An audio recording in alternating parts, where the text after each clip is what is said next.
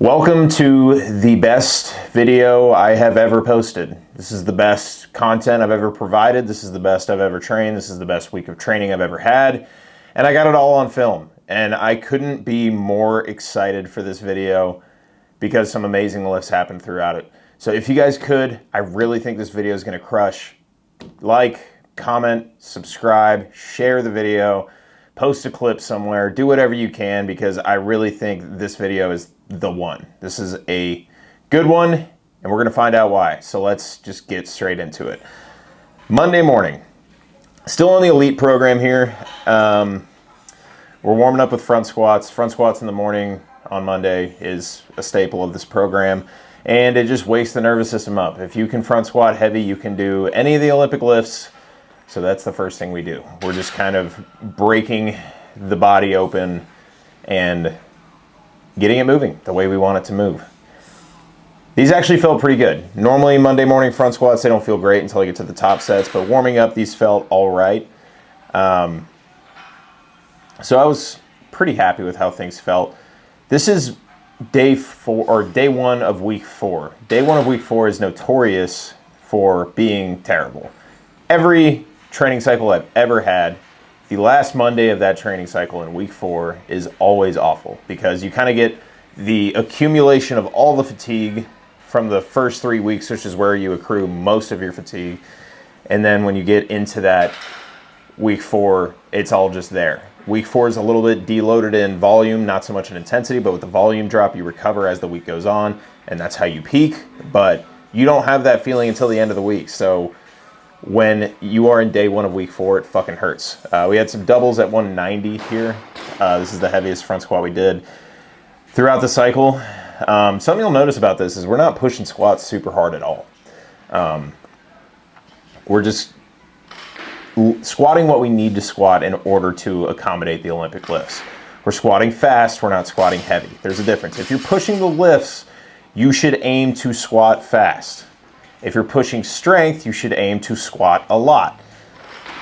I always see athletes try and peak their squat, their strength, and the Olympic lifts at the same time. That's just not going to work. That's not really how you structure training in weightlifting. You kind of have one or the other. You can push your strength or you can push the lifts. They trade back and forth. You can't really have them both at the same time. So with this cycle, we have so much volume in the Olympic lifts that we are squatting pretty rarely, and the volume's not that high, and we're not squatting that heavy.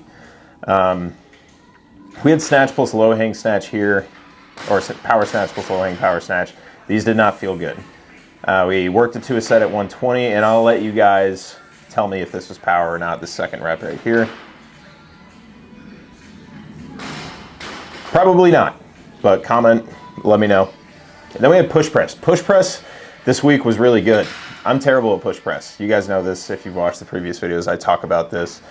And my upper body has always been such a huge problem. And we actually kind of showed up today and did something cool with the push press. So I was happy with that. Hit some good warm-up sets. Everything felt decent. The bar was moving good. Check out the new Barbell Apparel shirt. Their new shirts, I don't know if they did something different to the fabric, but they fit a lot better. They feel a lot lighter. And I got 3 new shirts from them, and I love them. So pick you up some. Links below. That was 130. Now we have 140, and we're going for a double here. This is top set for the push press in the morning. Little sticky. Didn't really finish that drive, so I made the correction on the second one. Much better. And that is a PR push press double. And it wasn't that hard. I wanted to try 150 for a single, but I was like, it's Monday, you need to chill out because you don't know what's going to happen in the PM session. That fatigue is there, we just don't really know when it's going to show up. So the worst thing we could do is add more fatigue, create more problems, and regret going for a push press, which we don't ever need to do. We're warming up snatches. I was not feeling it this session. Like, it was just straight up like adrenal fatigue. On the way there, I just wasn't in the zone. Showed up, didn't feel in the zone, wasn't focused. My head kept slipping out of training. Like, I would just start thinking about other shit, like how my sleep was, fucking golf, which is not good. That's not going to result in a good training session. Like walking out 110 snatches, it's not it. I mean, you guys can't expect to have good training every single time you train. That's just not something that is realistic. It's not a realistic expectation at all. And if you expect that, you're going to set yourself up for some disappointment. So when you have a bad day, just like accept that you have a bad day and do what you can. And that's what we tried to do in this session. It wasn't going my way, so we're like, let's just get as much as we can out of this session and not ruin the rest of the week by getting in our head and trying weights 80 times and just forcing a good day.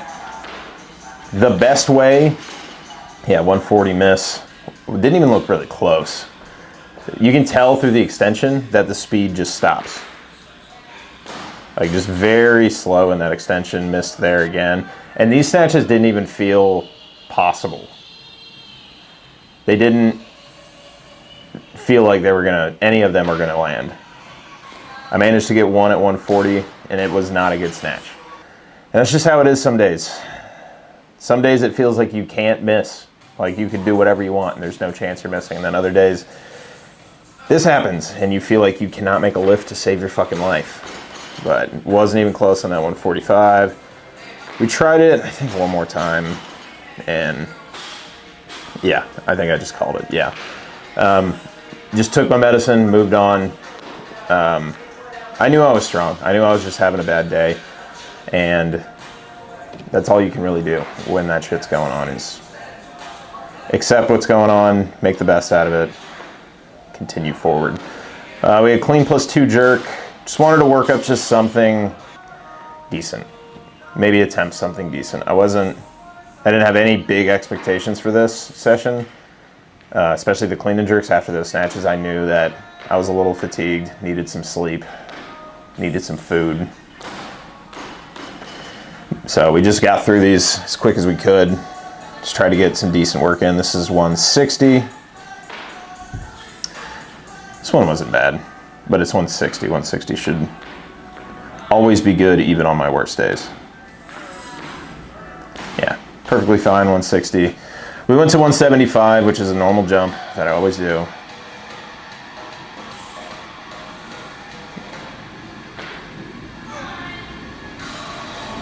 Kind of got buried in that clean. First jerk was decent, and then just left it forward, threw the back leg out, and we're not too happy. So we just hit our pulls and moved on.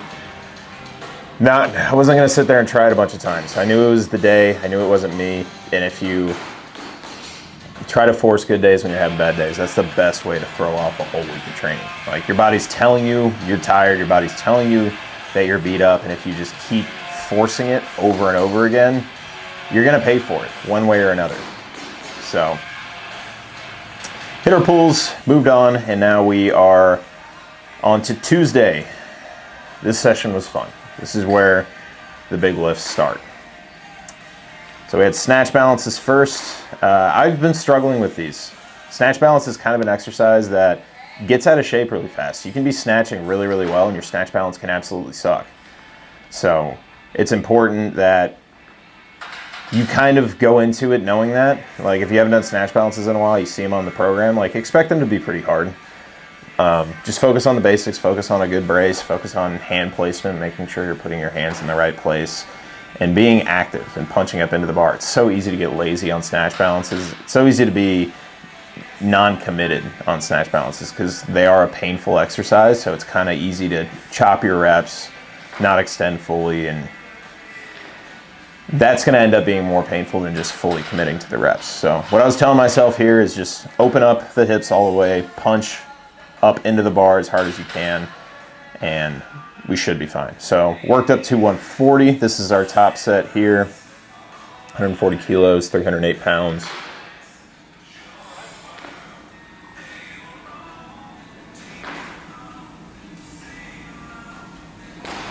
Pretty good.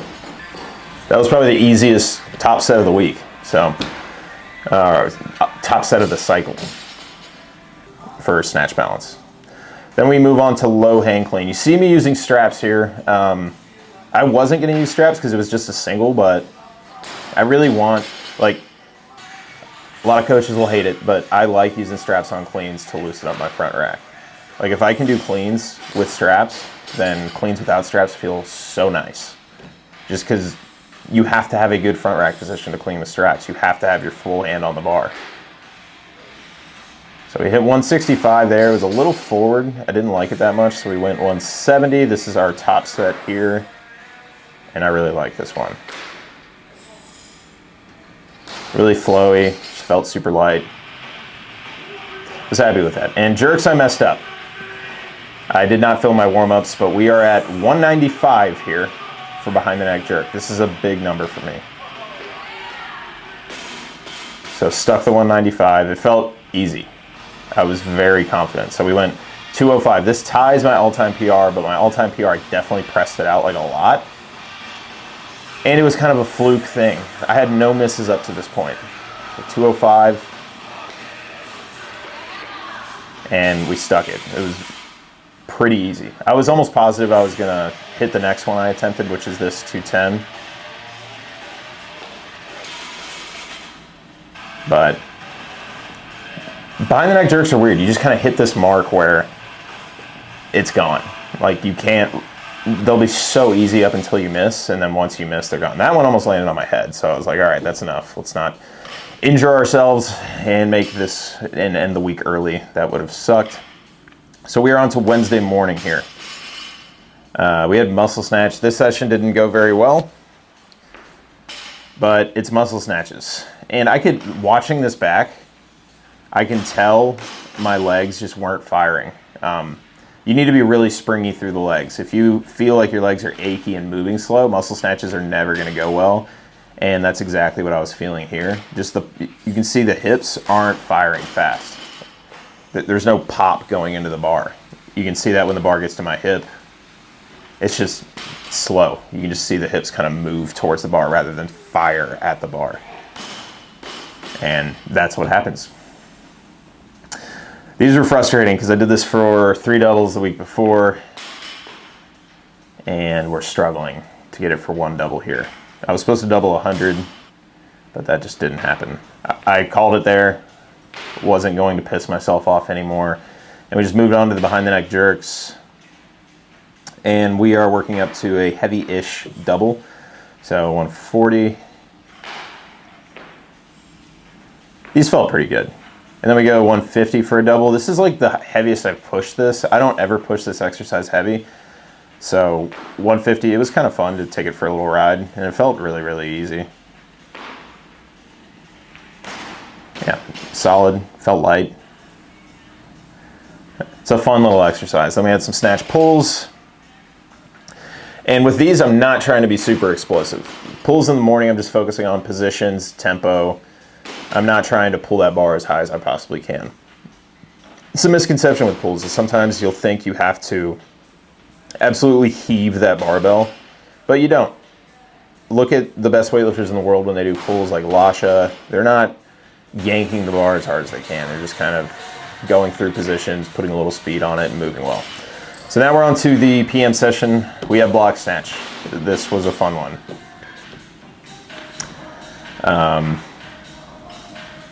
Warm-ups didn't feel great.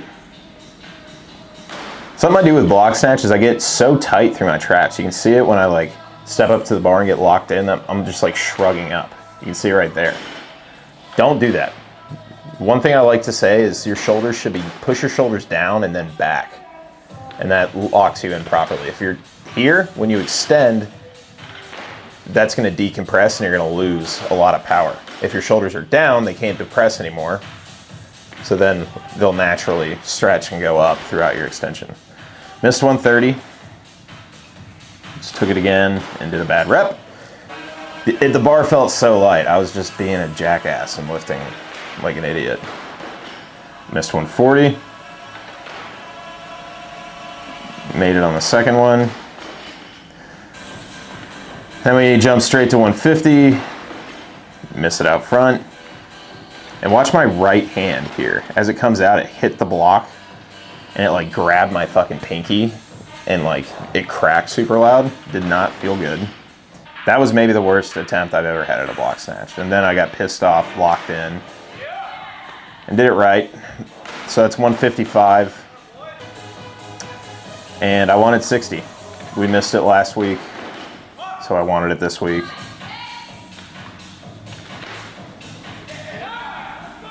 And drilled it. So that's another progression.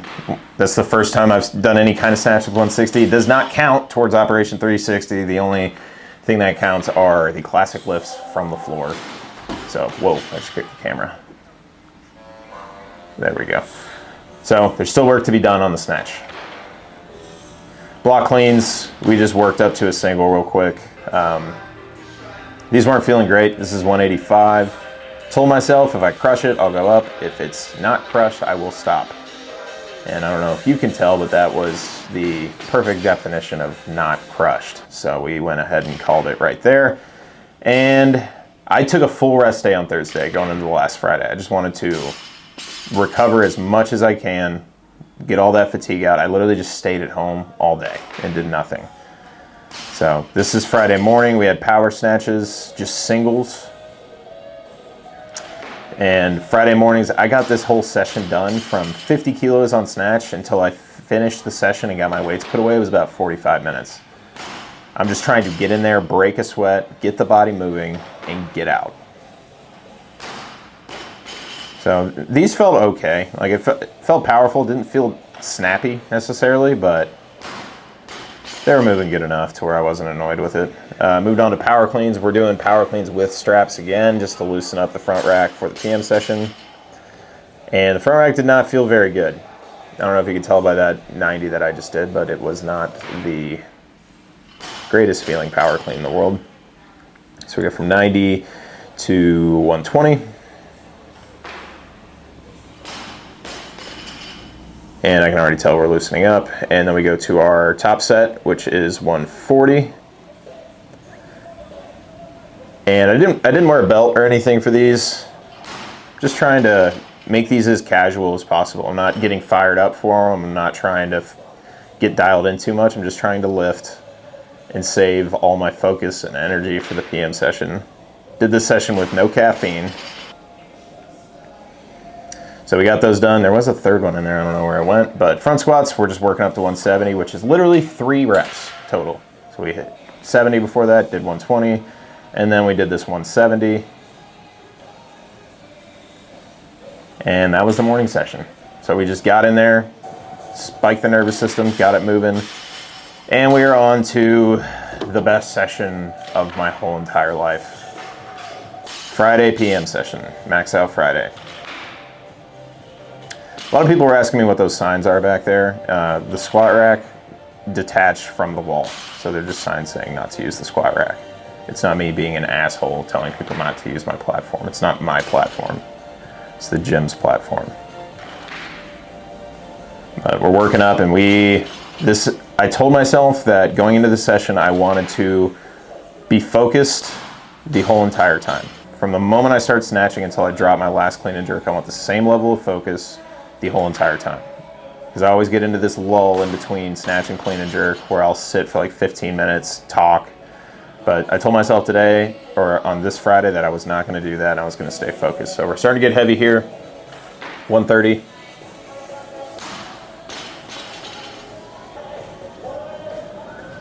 Moving decently. I was happy with how I was moving. And now we're getting into difficult territory. 140. Felt like I had a lot of speed in that extension. 45. Nice and easy. No misses yet. We're up to 150.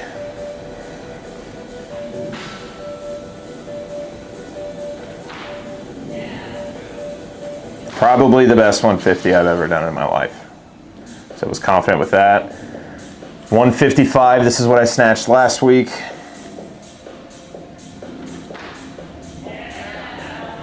And nailed it. It was better than last week too. So no misses all the way up to 155. Never done that before. Only snatched 155 a handful of times. So the only thing left to do is put on 60. And all the tempo and timing and tension and all the good things I had going for me in my warm-ups just changed once this weight got on the bar. I did psych myself out a little bit. I knew it was there. I was just pulling too hard. Like, I needed to slow down off the floor a little bit, and I didn't want to for some reason. So, 4th attempt at it, and that one just didn't feel close. So, I really wanted to get that this week. I thought it was going to be there. I missed it behind last week, but it wasn't meant to be. So, 155 is still a great number. Like, that's 1 kilo below my all-time PR. That's fantastic. But I was still upset with it. I really wanted that 160. I'm going to get it soon. Very soon. But the clean and jerks are really the star of the show here. And we're just taking some big jumps. We're warm, we're focused. We're going to get to what we want to get to fast. 150.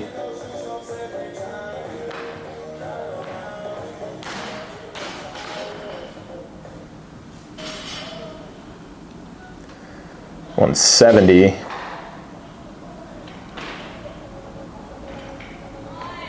A little forward on that clean. Jerk was fine. Then we went 182, 400 pounds.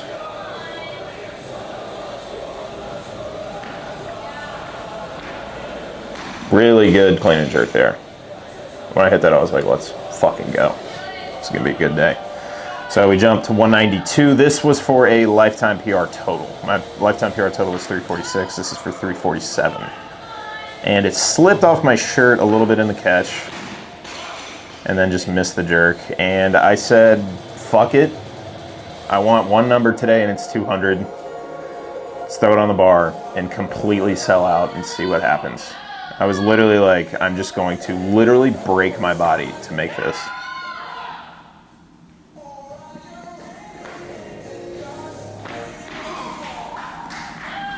And we ended up sticking it. I have been after that clean and jerk for so long. The first time I hit 190 was in 2016. That was 8 years ago. And to get that extra 10 kilos took 8 years of work. And that's not even counting the years it took to get to 190. 13 years of weightlifting, that is a number I've always wanted. And it happened. And I don't know, like when I was doing that lift, it didn't even feel real. I remember when I made it, I didn't even know what was happening. And a lot of people say why don't you do this in competition? Why don't you blah, blah, blah. I just don't. I want to lift weights. I want to hit weights. If I were to hit that in competition, it would have felt the exact same way as it felt in training. And I'm just happy that it happened the way it did. And it's just been such a long time coming. I can't really put it into words how much that lift means to me. But just sitting behind that bar and staring at it after I made it, just my whole lifting career was reflecting on me, the time I spent training in my garage when I was 15, 16 years old to joining MASH Elite and training out there for 2 years, then moving to California and training out there for 2 years, tearing my quad, quitting weightlifting for 2 years, getting back into it, quitting again, getting back into it, bombing out at nationals last year, all the terrible shit that came after that just mentally for me. And to rebound and do that was everything I've ever needed.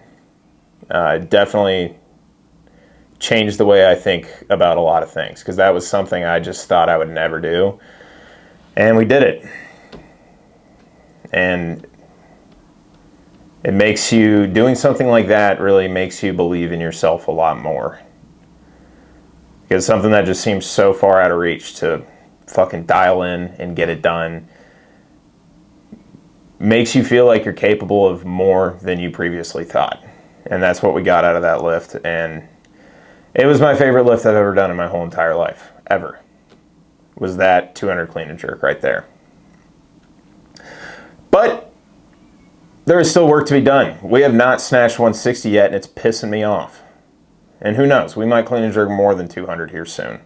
I'm going to keep training. I'm going to keep going just as hard as I've been going because it is what the fuck I am supposed to do. If you enjoyed this video, please drop a like, drop a comment, subscribe. If you want to get some new barbell apparel, please do. Their new shirts are great. Get one of these hats. I wear this hat all the time. Wear a hat. This shirt I'm wearing right now, it's just a plain black long sleeve t-shirt. It's barbell apparel. It's comfy as shit. It's all I ever wear, ever. I went to a birthday party last night, wore a Henley, some jeans. They were both barbell apparel. They fit great. They're fucking awesome. Get some barbell apparel.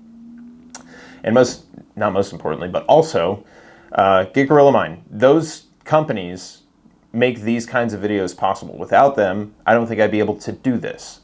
So the more you guys support them, the more they support me, and the longer I'm able to do this and provide this kind of content for you guys. So some supplements I would recommend from Gorilla Mind. The main one, for those of you that are stimulant junkies that like going insane before you train and taking a lot of caffeine, the Gorilla Mode Lightning High Stim pre-workout just dropped.